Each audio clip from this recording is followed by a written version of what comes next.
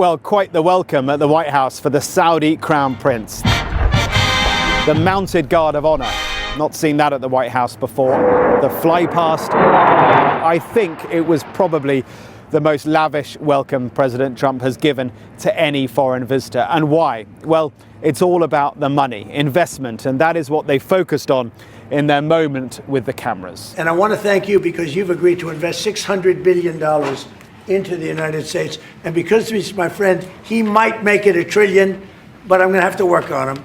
Trump's in a tricky place right now. His approval rating is low, and that is largely down to the economy, the cost of living. People are struggling still. He can only blame it on Biden's economy for so long. Even among some Republican politicians, there is frustration that he's kind of beginning to lose his MAGA way, not focused enough at home, more interested in wooing Arabian princes. But that's precisely why the president wanted to remind everyone that Saudi investment in America is in America's interests.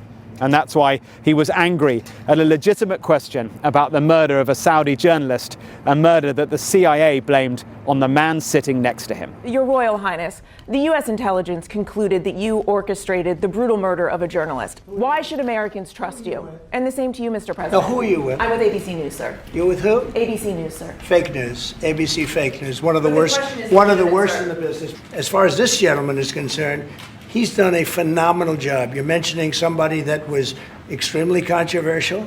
A lot of people didn't like that gentleman that you're talking about. Whether you like him or didn't like him, things happen. But he knew nothing about it, and we can leave it at that. You don't have to embarrass our guest by asking a question like that. Nothing new then about this American president attacking a journalist. What is new is his shift from previous administrations, not concerned about human rights or shared values. Is it appropriate, Mr. President, for your family to be doing business in Saudi Arabia while you're president? Is that a conflict of interest? And Your Royal Highness, the U.S. intelligence concluded that you orchestrated the brutal murder of a journalist. 9/11 families are furious that you are here in the Oval Office.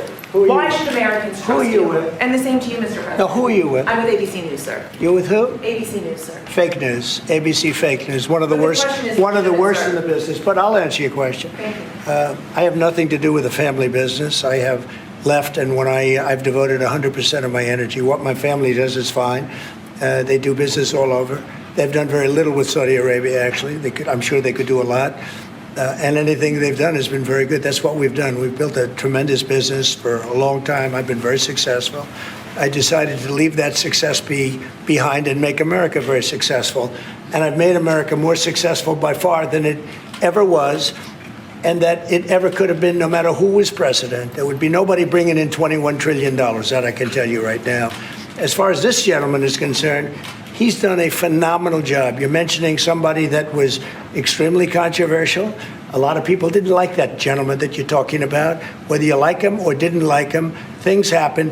But he knew nothing about it, and we can leave it at that. You don't have to embarrass our guest by asking a question like that. Okay, just you ask, Mr. President, you allow me to answer. You know, I feel painful about, the families of 9/11 in America, but, we have to focus on reality. Reality based on CIA documents and based on a lot of documents that Osama bin Laden used Saudi people in that event for one main purpose, is to destroy this relation, to destroy the American-Saudi relation. That's the purpose of 9/11. So whoever buying that means they are helping Osama bin Laden's purpose of destroying this relation. He knows that strong relation between America and Saudi Arabia, it's bad for extremism, it's bad for terrorism. And we have to approve him wrong and to build our relation, to continue developing our relation. It's critical in the safety of the world. It's critical against extremism and terrorism. About the journalists, it's really painful to hear, anyone that been losing his life for no real purpose or nothing illegal way, and it's been painful for us in Saudi Arabia. We've did all the right steps of investigation, etc. in Saudi Arabia, and we've improved our system to be sure that nothing happened like that, and it's painful and it's a huge mistake, and we are doing our best that this doesn't happen again. Listen, let me be very clear. It's always nice to have a friend who can defend you no matter the odds. It's always great to have that friend who can stand by you no matter what people say. It's always great to have that friend. You just saw how Donald Trump defended MBS. And I know, right? There are other ulterior motives in play, I know. But the way he defended him was really, really interesting and called the media fake news. Let me be clear, okay? The mainstream media deserve the name. If there's one thing they've done so far is to paint everything upside down. When America wants to invade other countries, they use their media to convince people to bring the American population under what they want to do. So, if we are talking about fairness and good reporting and honesty, the media in America or in the West as a whole have failed horribly. They have failed completely. So, talking about the media, they deserve whatever name Trump assigned on them. It is becoming very, very clear to everyone that America doesn't really stand for human rights or freedom for all or anything.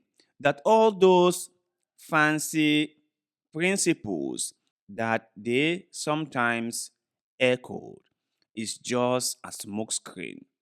It's just a cover up. They really do not care about all those things.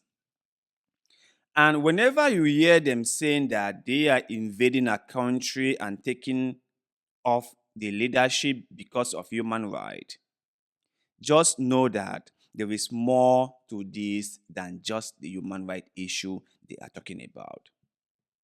And take it from someone like me who grew up admiring America. I have always thought that they respected the whole notion of the rule of law. But they do not. They do not. They are dealing with many countries in the Middle East that are authoritarian. Now, I am not saying that every country must become a so-called democracy. That's not what I'm saying. Every single society have their own rules, have their own principles, and not every single person in this world think that democracy will be best for their countries. No, I don't think so. Like us in Africa, I don't really believe that we need democracy. I think that we need other system of government. We need to come up with our own way of governing our own people. And democracy has been a huge failure in Africa. So do not get me wrong thinking that my only objection with America working with those authoritarian governments around the world is because I want them to transform to democracy. No. My problem is with the double standard. My problem is with the hypocrisy. My problem is with them saying one thing and doing another. That is where my problem is. They come up, they say things that they want to say, and they topple government in the name of democracy and rule of law, while at the same time they are supporting other governments that are not democratic, that do not abide to the rule of law. If America was a huge fan of the rule of law, they would have not sanctioned the International Criminal Court for trying to look into the Gaza issue. They will not be against the petition that was filed in by South Africa against Israel. They will not be making cover for Israel at the United Nations. They will want to be fair, isn't it? But America doesn't really believe in all those things. Not really. And so they will say one thing today and turn around and do another. That is what they do. The last thing I want to say is MBS handled the question very well. If there's one thing that I like about leaders like MBS is the vision they have for their countries. They are building their countries very, very well. MBS has a huge vision for his country, and he is working hard to achieve those dreams. You might say that China is not a democracy. Like, who cares? But the Chinese leadership is working hard to fix China's problem. You might say that the UAE is not democratic or they don't practice democracy. Who cares? They are doing their best to fix their country. And we can all see how progressing those countries get day by day. I wish so could be said about most countries in Africa. I wish we could say that for the last 10 years, we have achieved this, and this significant projects in the country. I wish we can say all that. I wish we can have a leader, no matter how authoritarian they are. Because believe me, even with the leaders we have now who are not doing anything, they are not less than authoritarian. They are not any better than authoritarians. So if we could have authoritarian leaders and get the development that we need, that would be something. It will not be everything, but it will be something. So let me say this one more time before I go. Kudos to Trump for defending his friend, for calling the media names. That is good. I like that. President Trump, keep it up.